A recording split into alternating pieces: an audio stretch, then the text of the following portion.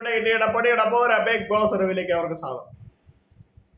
ബിന്നിയോടും ഹസ്ബൻഡിനോടും നെവിൻ ചെയ്തത് വെറും ക്രൂരതയാണ്, വെറും തെണ്ടിത്തരമാണ്. കൂടുതൽ ചാനൽ ലൈക്ക് ചെയ്യുക, ഷെയർ ചെയ്യുക, സബ്സ്ക്രൈബ് ചെയ്യുക. അപ്പോൾ നമുക്ക് അവിടെ കാര്യത്തിലേക്ക് കിടക്കാം.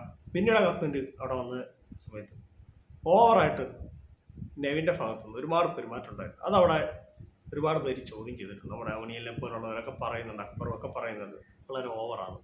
അവർ കിടക്കുമ്പോൾ ഇപ്പോൾ അവർ ഇത് കല്യാണം കഴിച്ചവരാണല്ലോ, അവർ കിടക്കുമ്പോൾ കൂടെ കിടക്കുക, അവർ പോയിരിക്കുമ്പോൾ അവരോട് നടക്കുക, ബെന്നിയോട് ഓവറായിട്ട് സ്നേഹം കാണിക്കുക. നെവിൻ്റെ പെരുമാറ്റം അതായിരിക്കും. പക്ഷേ അവർക്കൊരു ഇതുണ്ടല്ലോ, ഒരു പ്രൈവസി വേണമല്ലോ.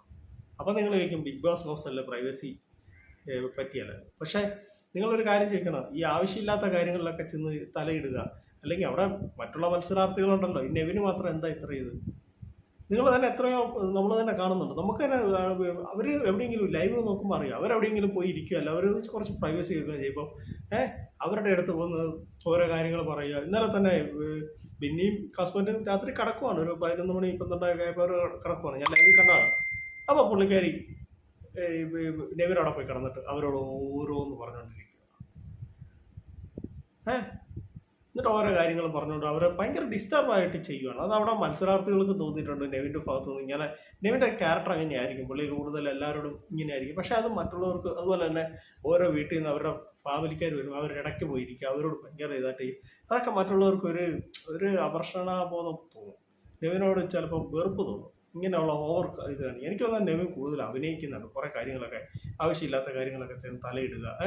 ഇപ്പം ബിഗ് ബോസ് എന്തായാലും കഴിക്കാൻ ഹീ എന്നൊക്കെ പറഞ്ഞ് നമ്മൾ ഇങ്ങനെ തുള്ളിച്ചാടുക, പിന്നെ പെണ്ണുങ്ങളെ ഉടുപ്പുകളും അതും ഇതെല്ലാം എടുത്തിട്ട് നടക്കുക, അങ്ങനെയുള്ള അതൊക്കെ അവിടെ നിൽക്കട്ടെ. പക്ഷേ ഇവരുടെ ഫാമിലിയിൽ നിന്ന് വരുമ്പോൾ അവർക്ക് കുറച്ച് പ്രൈവസി കൊടുക്കണം. എത്രയോ നാൾ കൂടിയാണ് പിന്നെ കാണാൻ വേണ്ടി നോവിൻ വരുന്നത്. പക്ഷെ നോവിൻ ഒരു നല്ല മനുഷ്യനാണെന്ന് തോന്നുന്നു. അല്ലെങ്കിൽ പിന്നെ നോവിൻ അതൊന്നും പറയുന്നില്ല, പുള്ളിക്കൊന്നും പറയാൻ മേല അവിടെ.